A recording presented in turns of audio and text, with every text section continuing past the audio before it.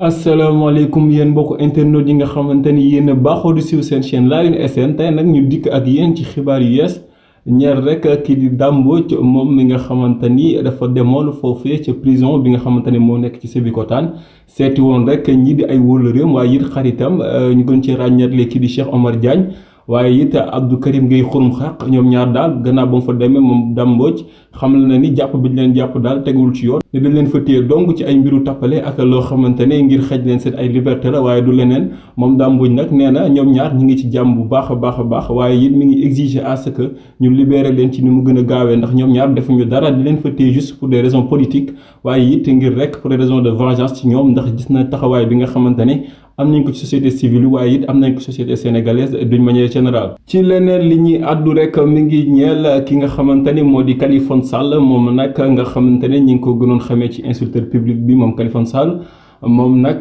daal nañ koy gis rek moom ñu libéré ko bis ni ki tey moom Kaliphone gannaaw ba nga xamante dañ ko condamné woon pour coups et blessures ci soxna soos di Adja Thiaré gannaaw ba ñu écarté li nga xamante ni mooy délit de viol bi rek moom Kaliphone dañ koo daal di rek tëjee ci li nga xamante ni moo di coups et blessures loolu nag taxoon mu daal di tëdd 1 mois foofee ca prison bu Sébikotane moom nag gannaaw bu mu génnee réaction yu bëri na lool ndax ñu bëri ci internet yi jàpp nañ lan moo tax Kaliphone moom muy nekk en liberté alors que li mu def moo gën a grave pendant ce temps kii di Ousmane Diagne ñu jàpp ko donc ci benn une boo xamante ne daf ko partagé woon téye ko ci kaso bi boobu ba tey pendant plus de 100 jours